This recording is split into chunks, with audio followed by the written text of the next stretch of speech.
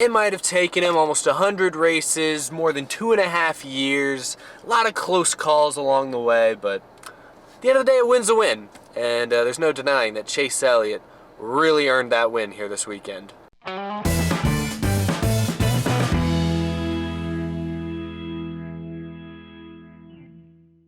How's it going, everyone? My name is Eric, and welcome back to Out of the Groove on the Road. And I just got done watching the Go Bowling 300, 400, whatever the heck it was, at Watkins Glen, and I'm just gonna cut right to the chase. No pun intended. I'm not gonna talk too much about the race overall. I thought the race was, okay for a Watkins Glen race, but I think a lot of people were giving a lot more credit than it deserved just because it was Chase Elliott battling for the lead most of the race. And then when Kyle Busch had issues, which I'll get into, I think just people only really give this race as much credit as it got because of certain drivers being where they were. There were still only a couple guys that could pass anyone under green. The restarts were fun, not gonna lie, but we didn't get any of those in stage 3. The pit strategy kind of messed up with the stages again, so the race was okay. Not gonna bash the race. The point of this video is to talk about Chase Elliott because we have a lot to talk about. Chase Elliott took the lead early on in stage 3 and basically had to manage both conserving his fuel while also maintaining a gap back to Martin Truex Jr. Both drivers were saving fuel, thought they'd saved enough fuel, and it became a little dramatic later on, and then the last 15-20 laps or so, they basically raced each other pretty hard. Truex started to eat into that lead a little bit. Chase Elliott fans got nervous because it was pretty clear all day that Chase Elliott and Kyle Busch were probably equal for the two best cars. Truex was a close third, but when Truex started to eat into that lead, everyone got on edge. And that's when things got exciting because the last 10 laps, a lot of back and forth. Truex would close, couldn't quite get there, would fall back, close again, and it was very interesting. Both drivers were kind of making a lot of mistakes. They were sliding the cars around more than they probably wanted to. Truex slipped up with 2 to go. That basically looked like Chase Elliott had this race won, but Chase Elliott could never make these things too easy. He's got that reputation for choking away wins, which I don't really agree with that, but he just about choked this race away. Going into turn 1 on the final lap, he had like a 1.5-second lead. He blows the corner, just wheel hopped it for no reason, and basically went from having this lead to, again, Truex was right on him, so he almost choked, but he didn't. I'll give him credit for the 29 or 30 perfect laps he ran before that, because I'll let that one lap slide, but he almost blew it. Chase was able to hold off Truex. Truex actually ran out of fuel with about a third of a lap to go, and then Chase Elliott ran out of fuel just past the start-finish line, so fuel was more of an issue than I think these guys realized. I'm not talking about the other people in this race because it really was a 2-3 car race all day long. Early on it was Kyle Busch versus Chase Elliott, then it was Martin Truex versus Chase Elliott, and that was it. I'm really happy for Chase Elliott. I'm not personally a Chase Elliott fan. I like the kid. I want him to do well because when he does well, we saw those fans react. NASCAR does well. But I'm not personally a big Chase Elliott fan. I'm glad it was an exciting finish, but yeah, and I'm glad he had to earn it. Sure, Kyle Busch having fuel injector issues really made his job a little easier because instead of, if Busch hadn't had that issue, he would have probably had to battle 2 past champions instead of just 1. And that might have been a little more difficult, but Chase Elliott definitely had to earn it. He had probably if not the first or second best car, so it was a good team win. Really cool to see his dad, Bill Elliott, who I'll talk a little bit more about in a second there, helping him, being one of his spotters. They use multiple spotters at Watkins Glen and Sonoma, so it was cool to see his dad there, and kind of play a part in this win. So all in all, it was a great race weekend. Another sellout for Watkins Glen. It was a great weekend for NASCAR, and I just want to kind of end with that here in my opening bit here is, this is a great thing for NASCAR. You guys can hate on Chase Elliott. I don't know why people hate on Chase Elliott. It doesn't really make sense to me. He hasn't done anything to really deserve any hate in my opinion, but I hope that, and I think that this weekend at Watkins Glen with Chase Elliott getting the win in dramatic fashion over one of the best drivers in the sport, I think this is a race that can bring all NASCAR fans together for one of the first times this year, and everyone can step back and say, that was a great weekend to be a fan. Because even I, not really a Chase Elliott fan, was very excited to see him cross that finish line first and really loved hearing his post-race comments.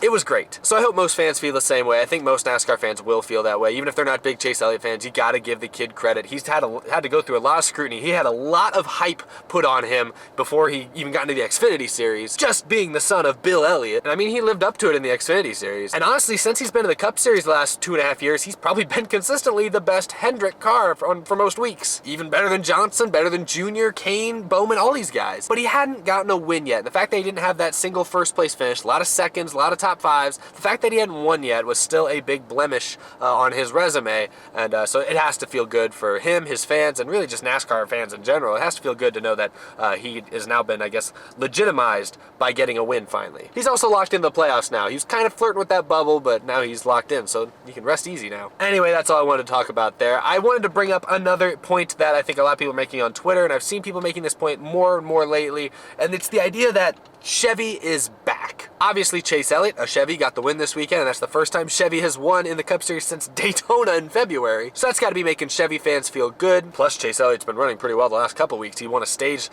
2 weeks ago, and he won a stage last week at Pocono as well, and he won a stage on the race here this weekend. So Chase Elliott has suddenly emerged. So that's got Chevy fans feeling pretty good about themselves. But I'm here to tell you for like the 19th time this season, Chevrolet is not back. I think we forget where Chevrolet once was. For most of the 2000s and the 2010s, Chevy has been the dominant manufacturer. Leading laps every race, winning most races, but with multiple different drivers, not just one guy dominating, even though Jimmie Johnson did win a lot of championships for him. And that's still not what we're seeing in 2018. Even though Chase Elliott's running well, which is the first time this year we've seen Hendrick Motorsports actually look like a contender, Jimmie Johnson still isn't running very well. I know last week at Pocono, Alex Bowman and William Byron both finished in the top 10, which was, a good day for them. But if we look this weekend at Watkins Glen, I know William Byron, I think, finished 8th, which I'm really impressed because he's a rookie. But Alex Bowman was 14th. Jimmie Johnson was running about 14th, 15th place before he wrecked. So, at the end of the day, Hendrick Motorsports, other than Chase Elliott the last couple weeks, still isn't anywhere close to what they used to be. Sure, they're making some progress, especially Chase Elliott. Chase Elliott's been head and shoulders above the rest of the Chevy team the last few weeks. So I guess you could say they're making progress because now one of their cars looks good, but the rest of the Chevy team, even Larson hasn't looked that good the last couple weeks. McMurray hasn't looked that good the last few weeks. RCR still looks like garbage. Maybe not garbage. Newman's run okay lately. But at the end of the day, my point is Chevy is nowhere close to where they were even 3 years ago. So we still can't say Chevy's back, but we can definitely say they're improving, and I think they have been slowly improving for about